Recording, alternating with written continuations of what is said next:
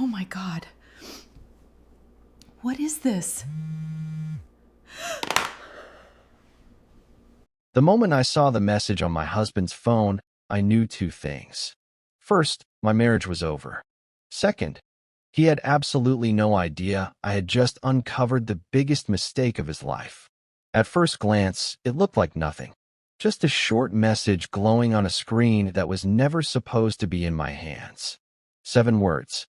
That was all it took to shatter 24 years of marriage in less than 3 seconds. Everything will be ready after she signs.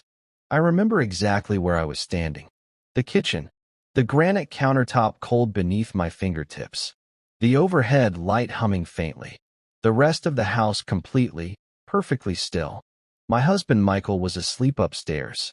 The grandfather clock in our hallway ticked softly in the background.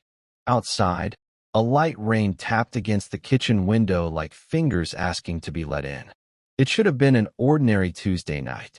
Instead, it became the night that changed everything. Most people believe betrayal arrives with warning signs.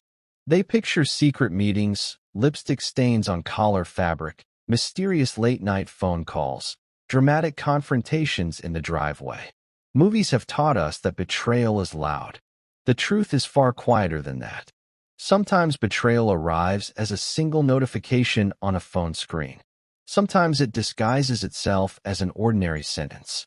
And sometimes, by the time you realize what you're actually reading, the person you trusted most has already been planning your downfall for months. Michael believed he knew me better than anyone else in the world. After nearly a quarter-century together, maybe he had good reason to believe that. We had raised children together, shared mortgages, shared vacations, shared grief, shared dreams. He knew what made me laugh until my sides hurt. He knew what made me cry in the dark. He knew my favorite songs from college, my favorite restaurants in the city, the exact way I liked my coffee every single morning. What he didn't know was that I had spent years quietly observing people. What he didn't know was that I noticed details others overlooked. And what he absolutely, completely, fatally did not know was that the message he accidentally exposed that night would lead me to uncover a secret far bigger than any affair. A secret involving money, forged documents, hidden accounts, and a plan that had already been set into motion long before I ever found that phone. The strangest part wasn't the message itself. It was my reaction to it. Because I didn't cry. I didn't wake him up. I didn't confront him at the top of the stairs. I didn't even let my expression change. Instead, I stood completely still in that kitchen, looked at those 7 glowing words, and I smiled. Not because I was happy, not because I wasn't devastated, but because in that exact moment, something shifted inside me. A kind of cold, quiet clarity I had never felt before. If I had found one message, there would be others. If I had found one secret, there would be more secrets underneath it. And if he believed I knew nothing, then he would keep making mistakes.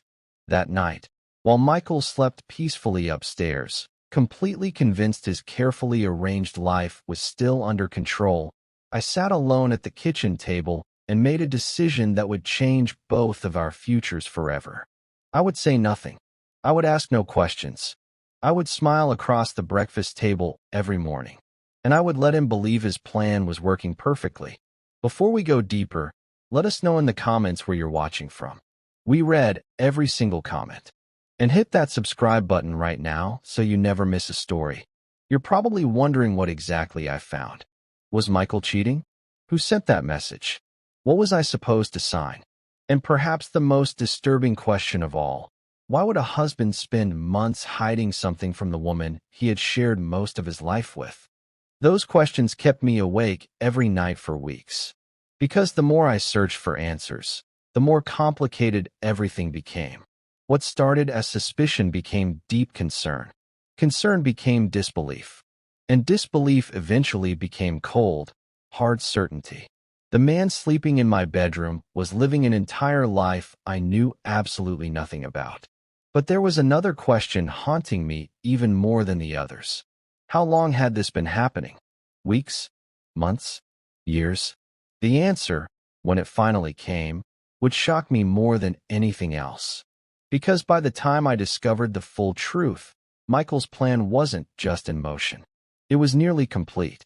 To understand how everything reached that point, we need to go back long before the message appeared on that phone screen. If you had met Michael and Sarah a year earlier, you probably would have called them one of those couples who had figured life out. They lived in a quiet suburb outside Columbus, Ohio. Their children were grown and finding their own paths. Michael had built a successful financial consulting business over 2 decades of calculated networking and careful reputation management.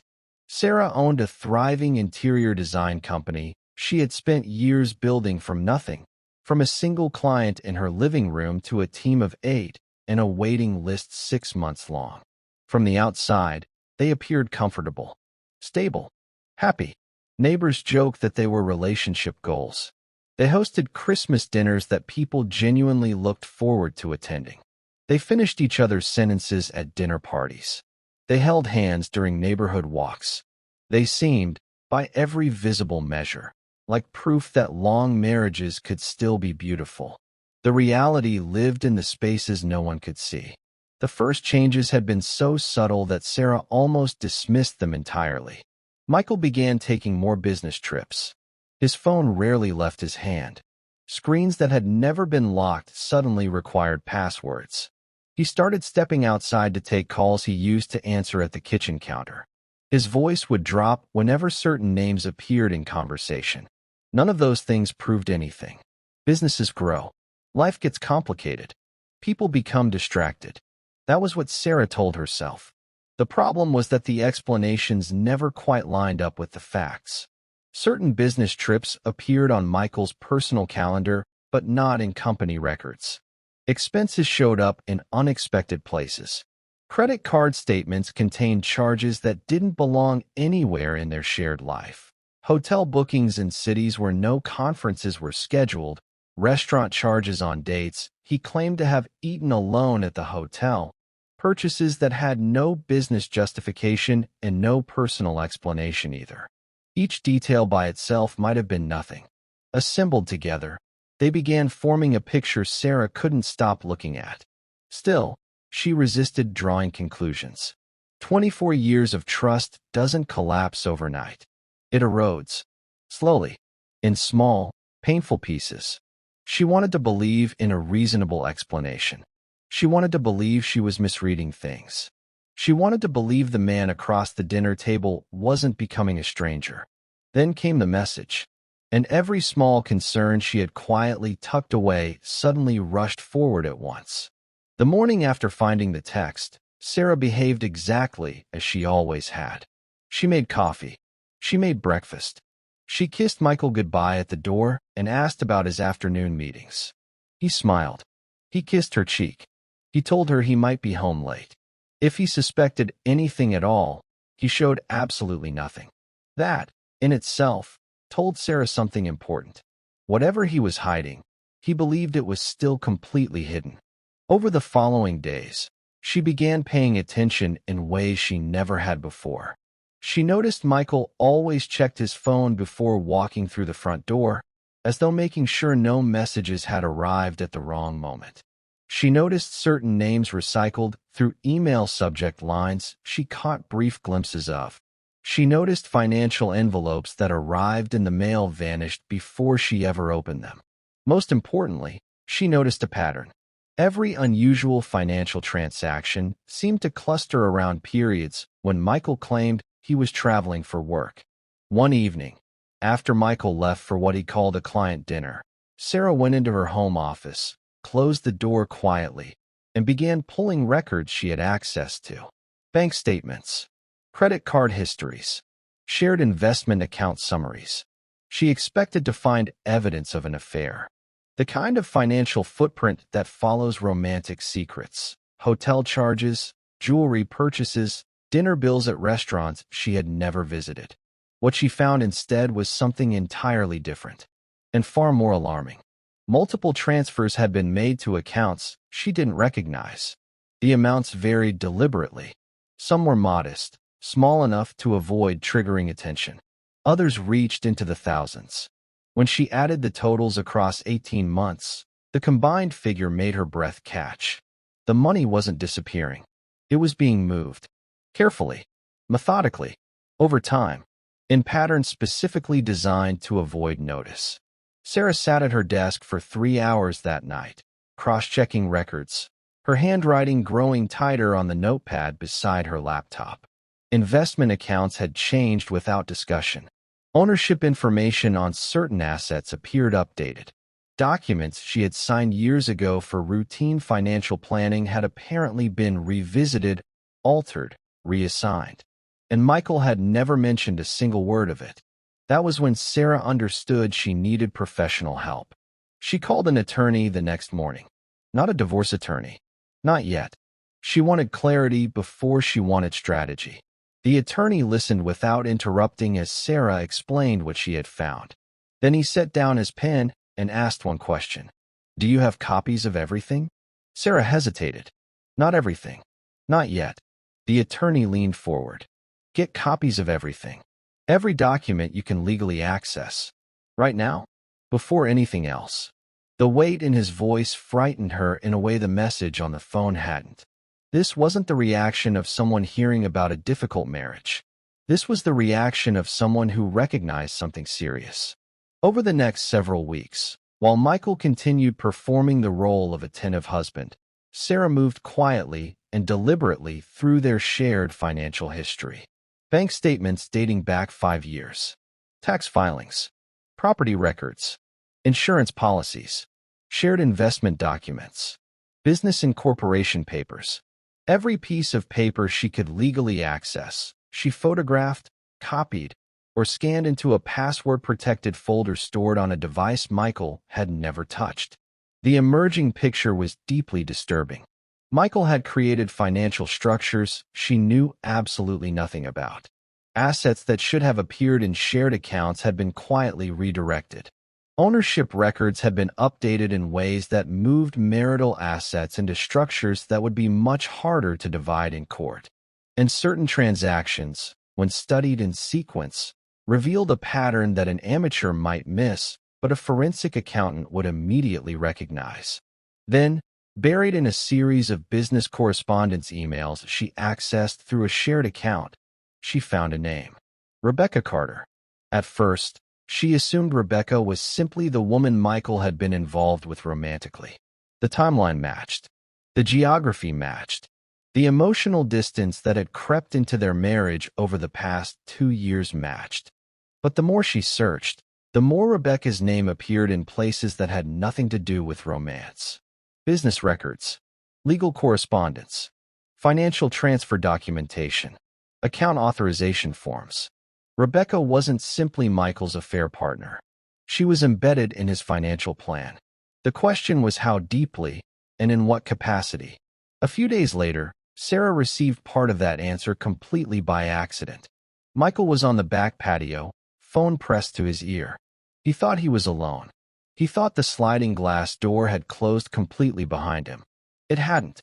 Sarah had stepped into the adjacent room seconds before he. When she heard his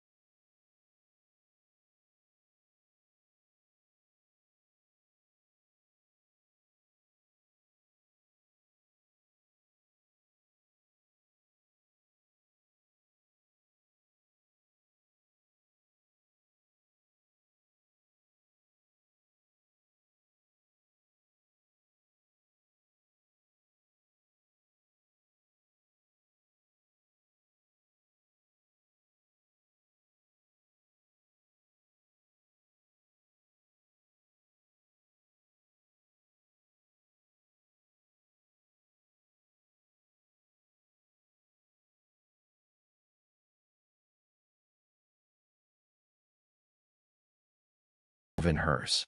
Everything will be ready after she signs. He was right about one thing. She did sign. Eventually. Just not what he expected. Now we want to hear from you. At what point would you have confronted him? Was Sarah right to stay silent for so long? Could you have kept that composure for months? And what would you have done differently? Let us know in the comments. This community always has the most powerful perspectives. If this story resonated with you, subscribe right now because the next story would leave you completely speechless.